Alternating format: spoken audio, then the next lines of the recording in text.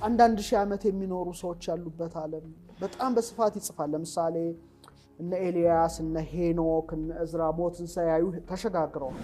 በተመሳሳይ መልኩ በተለይ 10 ነገደ እስራኤል የተሰወሩት የት እንደጠፉ አይታወቅም። እነሱ ጭምር እንደገቡ ወደዛ ዓለም በጣም በስፋት ይጽፋል።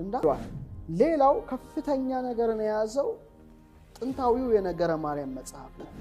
እመቤታችን በነገረ ማርያም ያየቻቸው ብለው መተርጉማኑ አስቀምጠው አልፈዋል። የኢትዮጵያውያን መተርጉማን ሊቃውንቶቻችን መልአኩ የመራት ስትሄድ ነው የሚለው ከመሬት በታች ነው የሚለው እሱ 14 ኪንግደም አሳያት ይላል ተጽፎ ያለ ነገር ነው። ሌላው በጣም የሚገርመው ለምሳሌ የቤሄሞትና የሌዋታን ታሪክ ሰምታል። መሬት እንደዚህ የከበቡ ፍጡራን አሉ የሚል ነገር አለ። ቤሄሞትና ሌዋታን የት አካባቢ ነው ያሉት? አሁን ምድርን እንደ ቀለበት ዙረዋታል ከተባለ አሁን ደግሞ ባለው ነገር ካልታየ በሳተላይት ስለዚህ ምድር ወደ 7 ክፍል እንደተከፈለች በድምጽ የሚገሉ ግሩማን አራዊት ያሉበት ቦታ አለ ይላል። ይሄም ከባድ ሐሳብ እኮ ነው። ሳይንስ አሁን ባለው ጉዳይ አሁን እስካለንበት ጊዜ ድረስ ክራስት ማንትል ኮር ኮሩም ኢነር ኮር አውተር ኮር ብሎ ደምድሞታል። የሃይማኖት መጻሕፍት ግን እንጦርጦስ፣ በርባሮስ፣ ሲኦል፣ ገሃነመ እሳት፣ መትሕተ ታሕቲት እነዚህ ሁሉ ነገር ውቅያኖስ ውስጥም ከመሬት በታችም አስቀምጠዋል። ስለዚህ እንግዲህ ሁለቱንም ማስቀመጥ ከዛ ደግሞ እንደ ቡፌ የፈለገውን መርጦ መመገብ ደግሞ የሰውየው ድርሻ ነው። እኛ ማስቀመጣችንን ነው የምናየው።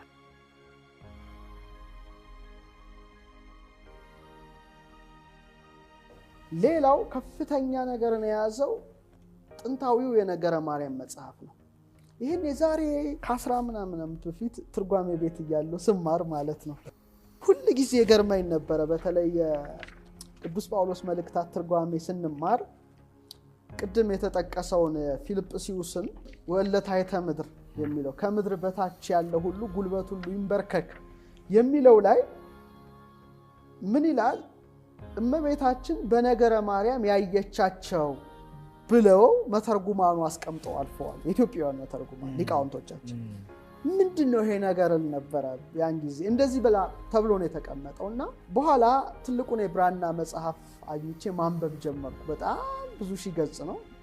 ቅድስት ድንግል ማርያም ታሪክ የሚገልጽ ነው። በጣም ሰፊ መጽሐፍ ነው እና እዛ ውስጥ ስገባ ለካ ሊቃውንቱ መተርጉማኑ ከዛ ነው ወስደው የጻፉት።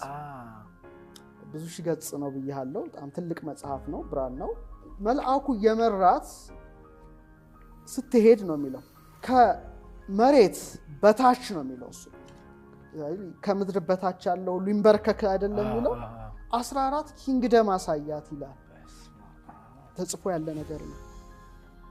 በተለይ እንደኔ አይነት ሰው ይሄን ሲያገኝ ደስ ይለዋል። ምክንያቱም ብዙ ነገር እንደመረምር በር ይከፍትልኛል ማለት ነው እንጂ እንትን አይለኝም። 14 ኪንግደም አሳያት ነው የሚለው የተለያዩ ህብር ያላቸው እና ካል ፍጥረት ነው የሚላቸው። ካል ፍጥረት ኤሊያን እንደማለት ነው እንግዲህ ሌላ ለዚህ ነው ከምድር በታች ላለው ሁሉ የተቀረጸ ነገር አታድርግ የሚለው። እንደገና ደግሞ የውቅያኖስ ሴንተሩ ላይ መሃሉ ላይ ደግሞ እንደገና 14 ኪንግደም ነው የሚለው ደግሞ እኮ ስርወ መንግስት ማለት ነው አሳያት ይላል። ከዛ ወጥቶ ደግሞ ወደ ሌላ ዓለም ይወስዳታል እና ኢቭን እነዛ ቦታዎችን ስትሄድ ያየቻቸው ያለፈችባቸውን ቦታዎች ይጽፋል። እንዳነበበ ሰው ሆኖ የዓለምን ጉዳይ እንዳየ እነዚህ ቦታዎች እዚህ ቦታ መግቢያ ሊኖራቸው ይችላል ብለህ ሁሉ ልታስብ ትችላለህ እና በጣም ሰፊ ነገር ነው ያለው ማለት ነው። ኦልሞስት 28 ስርወ መንግስት አርጎ ይጽፋል። ከምድር በታች ያለው ሁሉ ይንበርከክለት የሚላቸው እነሱን ነው። ይሄ በጣም አስገራሚ ነው። ሌላው አንድ ትልቅ መጽሐፍ አለ። መጽሐፈም ዜና ምስጢር የሚል ነው። ወደ ከ800 ገጽ በላይ ነው። የግዕዝ መጽሐፍ ነው። እስካሁን የተተረጎመ መጽሐፍ አይደለም እና ስለሌላ ኦር ከዚህ ዓለም ውጪ እና በምድር ውስጥም ስላሉ ፍጡራን የሚናገር መጽሐፍ ነው። ይሄ መጽሐፍ ቆይቷል ካነበብኩት እና በጣም ከባድ ነበረ ለኔ። እንዳለ መስጦኝ ግዕዙን ነው ማነበው። አንድ የተወሰነ ቀናት ፈጀብኝ እና በጣም ሳነብ በጣም ወደ ውስጥ ገብቼ አንብቤ ስለነበር ይመስለኛል ብዙ አይነት ፍጡራን ለምሳሌ በእንቁ የታነጸ ፀሐይ የሌለባት ዓለም ይጽፋል፣ ዝርዝሩን ይጽፋል፣ እዛ ስለሚኖሩ ፍጡራን ይጽፋል። እንደገና በጣም ግዙፋን ፍጥረታት እየታደሱ የሚኖሩ ፍጡራን ያለበትን ዓለም ይጽፋል። እንደገና ደግሞ ከፀሐይ አንጻር ያለች ብዙ አይነት የተለያዩ ፍጡራን የሚኖሩበትን ዓለም ይጽፋል። ለምሳሌ አቫታር የሚባል ሙቪ አለ የሚታወቅ ነው። የጄምስ ካሜሮን እዛ ውስጥ ያሉ አይነት ፍጡራን አይነት ጆሮአቸው ረጃጅም አይነት ያላቸው ነገሮች በጣም በስፋት ይጽፋል።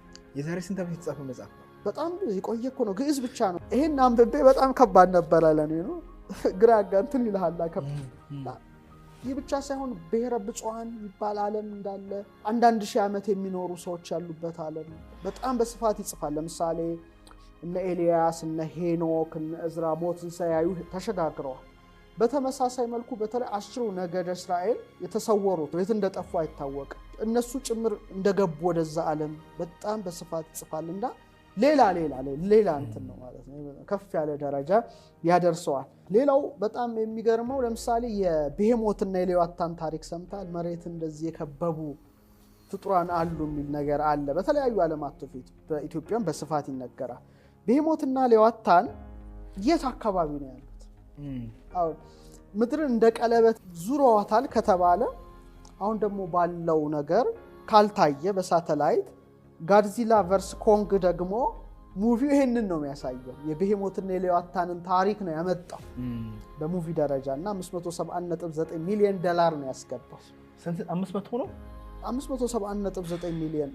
ቢያንስ እኮ እነሱ ፊልም አድርገው እንኳን ዶላር ያፍሱበታል። ታውቃለህ ታሪኮቻቸው በቃ ምንም የሚንቁት ነገር የለም። በጥናት ሪሰርቸሮች ሪሰርች ያደርጋሉ። ባይሆን እንኳን ፊልም አድርገው ገንዘብ፣ እኛ ግን ተረት ነው እያለ ይስቃሉ።